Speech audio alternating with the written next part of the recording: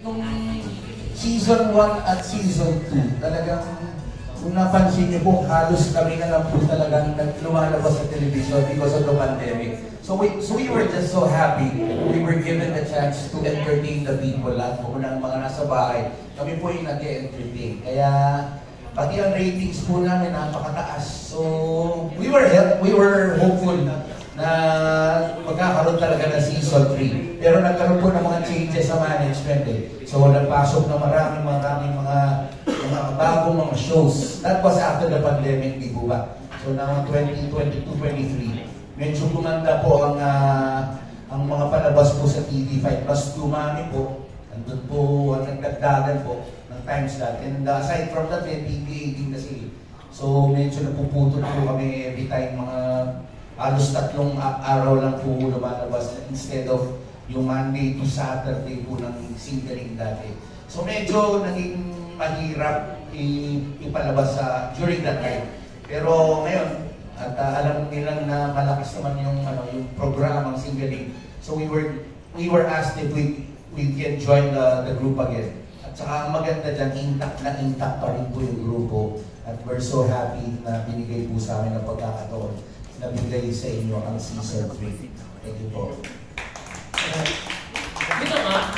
Ito naman, chat lang. Hindi, magpasaya kayo. Bukod sa, wala pa siyang challenge kasi gamay na namin eh. Gamay na namin. Ang masaya dito, magkakaroon tayo, first time ng live. Magkakaroon tayo ng live na monthly finals. Ganon. O, di ba? Meron tayong live at ang target namin ay sa mall. Para meron kami every month, meron tayo once a month na live. Yun siguro magiging challenge na kasi hindi pa kami sanay mag-live, no? Pero still, dahil nga sa camaraderie pa na yun, yung pakikisama, spell. Yung pakikisama, andun na given na eh. At yung mga bago natin mga joke bosses, naku, abangan niyo yung challenge. Yung challenge na hindi ako tumili sa mga production numbers nila. Kasi Diyos ko, may size yun. Kakaloka, bitoy. Ang bababa ng kanta.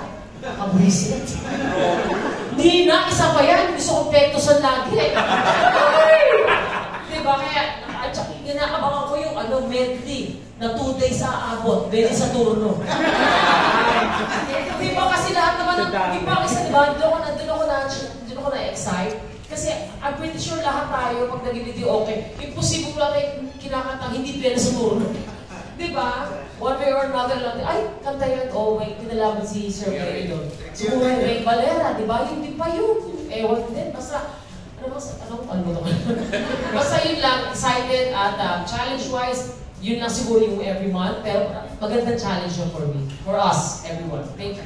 Ayan, bago tayo mag-proceed.